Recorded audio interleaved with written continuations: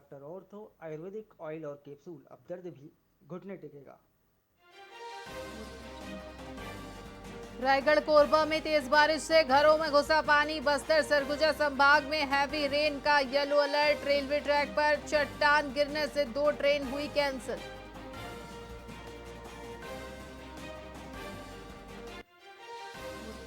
रायपुर में 27 थाना प्रभारियों का ट्रांसफर। ग्रामीण इलाकों में तैनात थानेदारों को शहर की जिम्मेदारी। रक्षित केंद्र के 2 इंस्पेक्टर को भी थाना मिला।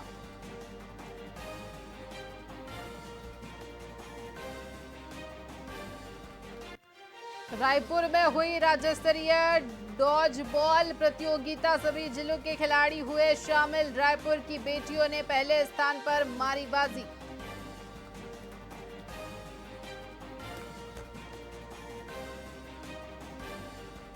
छत्तीसगढ़ कोयला घोटाले में संपत्ति कुर्की पर रोक की मांग। ईडी की कुर्की कार्रवाई के खिलाफ याचिका दाखिल। हाईकोर्ट ने सुनवाई के बाद फैसला सुरक्षित रखा।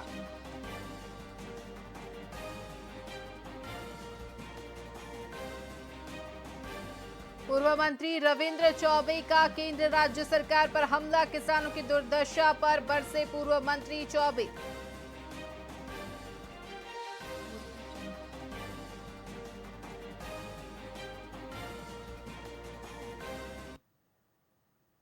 नमस्कार, स्वागत है आपका वीआईपी न्यूज में। मैं हूं आपके साथ आयुष सुनवाने। रुक करेंगे खबरों की ओर। कोरबा जिले के कटघोरा ब्लॉक के मलगांव में भूमि अर्जन के दौरान एसईसीएल दीपका विस्तार परियोजना में बड़ा घोटाला सामने आया है। जांच में 152 काल्पनिक मकानों के लिए मुआवजा दिए जाने का खुलासा हुआ है। एसडीएम रोहित सिंह ने एसईसीएल को मुआवजा निरस्त करने के निर्देश दिए हैं। राजस्व अधिकारियों की जांच में यह घोटाला उजागर हुआ है, जो एसईसीएल की लापरवाही और संभावित भ्रष्टाचार की ओर इशारा करता है।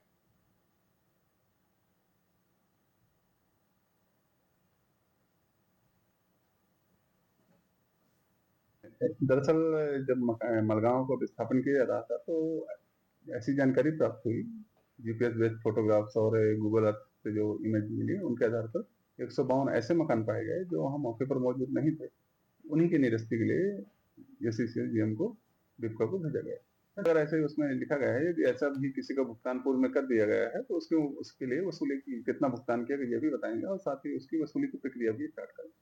बेसिकली आज की जो बैठक थी, क्योंकि मलगांव पूर्णतः विस्थापित हो चुका है, लगभग 1600 मकानों को डिसमेंटल करके डिस्प्लेस किया गया, तो उसमें से कितने को मुआवजा भुगतान हो गया है, तो उसी पर अभी जितने एप्लीकेशन आए हैं, तो जो शेष अभी आवेदन है, लगभग उनके पास 300 एप्लीकेशन शेष हैं, तो उन आवेदन पर अभियान चलाकर भुगतान करने के 1 सप्ताह के अंदर भुगतान करने किए जाने के निर्देश दिए गए हैं। इसके अतिरिक्त जो भी नौकरी बची हुई है, एक नौकरी अभी हृदय में और एक और है, उनकी नौकरी को भी उन्होंने कहा 10 दिवस के अंदर उनकी नौकरी आ जाएगी। और साथ ही 107 ऐसे प्रकरण जिनका बसाहट के बदले जो एक मुश्त राशि 10 लाख रुपए दी जाती है, वो प्रकरण सीएमडी ऑफिस बिलासपुर में है। वो भी बोले हैं कि 10 दिवस के लाकर उनका भुगतान की प्रक्रिया शुरू कर। दरअसल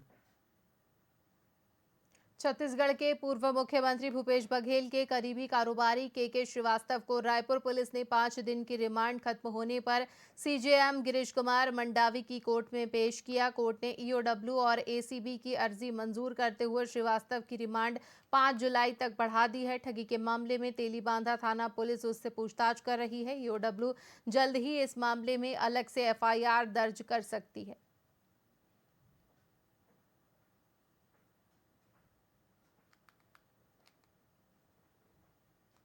कोयला एवं खान राज्य मंत्री सतीश चंद्र दुबे एसईसीएल प्रवास के दूसरे दिन बैकुंठपुर क्षेत्र पहुंचे, जहां वीडियो कॉन्फ्रेंसिंग के माध्यम से एनसीपीएच माइन में नए कंटिन्यूअस माइनर का शुभारंभ किया गया और हरी झंडी दिखाकर मशीन को रवाना किया।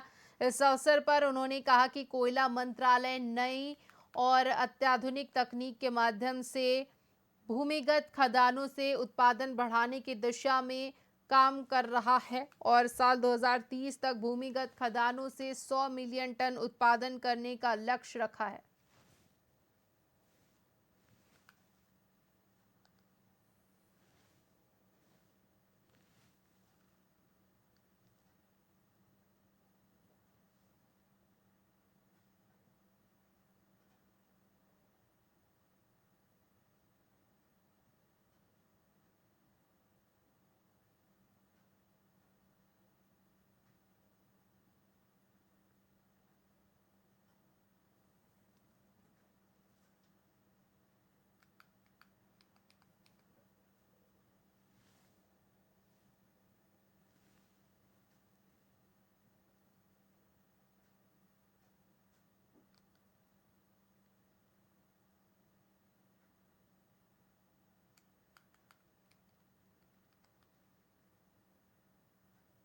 राजनांदगांव में बिगड़ती ट्रैफिक व्यवस्था को लेकर नगर निगम में प्रशासन ने व्यापारियों के साथ बैठक की। बैठक में ट्रैफिक सुधार को लेकर व्यापारी वर्ग ने कई अहम सुझाव दिए हैं। व्यापारियों ने कहा कि ट्रैफिक सुधार के लिए सभी को मिलकर काम करना होगा। सड़क पर सामान फैलाने वाले दुकानदारों, सड़कों पर खड़ी गाड़ियों और अनाधिकृत रूप से शहर में प्रवेश करने वाले भारी वाहनों पर सख्त कार्रवाई होनी चाहिए। समाधान के तौर पर कई स्थानों पर पार्किंग विकसित करने का सुझाव दिया गया। व्यापारी हर संभव सहयोग करने को तैयार रहता है, बशर्ते उस व्यापार में एक तो राजनांदगांव शहर सबसे पहली बात है कि व्यापार में दिन ब दिन बहुत तकलीफ में रह रहा है। क्यों? क्योंकि सबसे बड़ी समस्या है पार्किंग की। वैसे हल नहीं, स्थायी हल है ही नहीं। त्वरित हल को निकालते हैं, 8-10 दिन रहता है, फिर वही डिस्टर्बेंस आ जाता है। तो इस बार मीटिंग में सार्थक मीटिंग हुई है। इस बार व्यापारियों ने भी अपनी बात रखी। पार्किंग को लेके बहुत बड़ा गंभीर विषय है, तो हमने सुझाव दिया है कि जो फ्लाईओवर पूरा क्लीन कर दें, एक तरफ पूरी पार्किंग कर दें और एक तरफ पूरा जिनको भी अपना व्यवस्थापन देना है, जैसे हाट ठेला हो गया, जो भी जिनको भी ऐसी प्रॉब्लम आती है।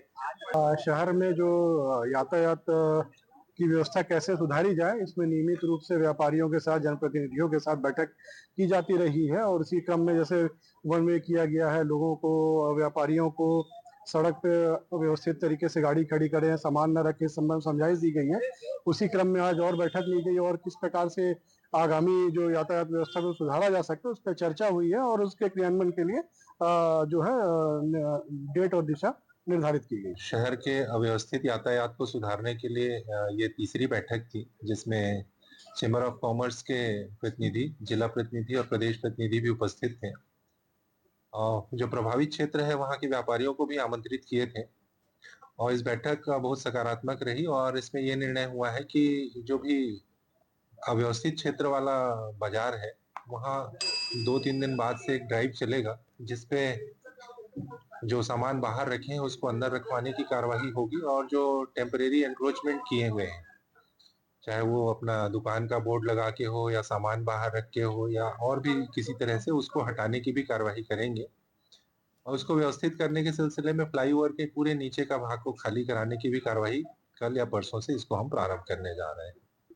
छत्तीसगढ़ कांग्रेस के अध्यक्ष दीपक बैज का सरकार पर सीधा आरोप है कि वो किसानों का विश्वास जीतने के बजाय धोखाधड़ी पर उतर आई है। सरकार लगातार इस तरह की नीति पर काम कर रही है। साथ ही किसानों को ज्यादा कृषि उत्पादन करने से रोकने के लिए नए हथकंडे अपनाए जा रहे हैं, जिसको लेकर राजीव भवन में प्रदेश कांग्रेस अध्यक्ष दीपक बैज ने पत्रकारों से चर्चा करते हुए कहा कि खरीफ की फसल में दलहन तिलहन की फसल लेने वाले किसानों को प्रोत्साहन राशि देने का निर्णय किसानों से नया धोखा है। छत्तीसगढ़ के जलवायु के अनुसार धान की फसल लेना खरीफ में किसानों के लिए सबसे ज्यादा फायदे की खेती है। सरकार का मानना है कि धान का समर्थन मूल्य किसानों को न लेना पड़े, इसीलिए उनसे दूसरी फसल लेने की बात कही जा रही है। जिस तरह से खरीफ की फसल अभी वर्तमान में हमारे किसान पूरी तैयारियां कर रहे हैं, बुआई की, रोपाई की, लेकिन सरकार किसानों को गुमराह करने के लिए दलहन और तिलहन को बोनस देने वाली बात कर रही है, ताकि सरकार चाहती है कि किसान धान कम पैदावार करे ताकि उनको 3100 रुपये में खरीदना ना पड़े। और मीटिंग में डीएपी खाद नहीं है, उसकी चर्चा नहीं होती है। डीएपी खाद के लिए क्या किसानों के लिए उपलब्धता कराएं, उसके लिए चर्चा नहीं होती है। डीएपी खाद उपलब्ध ही नहीं है तो कालाबाजारी होगी कैसे? डीएपी खाद के लिए चर्चा नहीं होता है, कालाबाजारी रोकने के लिए चर्चा होता है। तो कहीं ना कहीं सरकार पूरी तरह से किसानों के साथ न्याय नहीं कर रही है और किसान कहीं ना कहीं, प्रदेश के किसान इस सरकार से त्रस्त हो चुके हैं। जिस तरह से छत्तीसगढ़ के उप मुख्यमंत्री अरुण साव ने कांग्रेस पर जोरदार हमला करते हुए कहा कि कांग्रेस झूठ बोलने में माहिर है और जनता उसकी सच्चाई समझ चुकी है। उन्होंने कहा कि प्रदेश सरकार आदिवासी महिलाओं को साहिवाल गाय वितरित कर उन्हें आत्मनिर्भर बना रही है। इस पायलट प्रोजेक्ट के तहत 6 जिलों में 325 आदिवासी परिवारों को गाय दी जाएगी। अरुण साव ने कहा कि सरकार गौ संरक्षण और जनहित के कामों में लगातार लगी हुई है, जिससे कांग्रेस को परेशानी होती है। इंफॉर्मेशन कम्युनिकेशन एंड टेक्नोलॉजी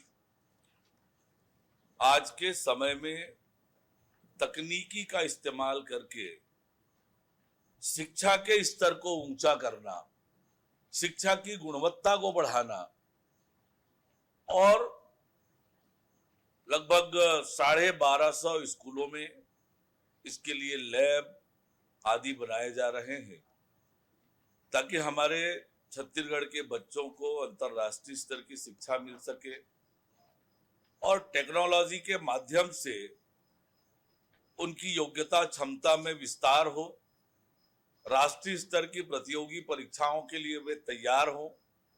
कुल मिलाकर ये शिक्षा की गुणवत्ता बढ़ाने का एक बड़ा माध्यम है और हमारी सरकार इस दिशा में ठोस और मजबूत कार्यवाही कर रही है। इंफॉर्मेशन।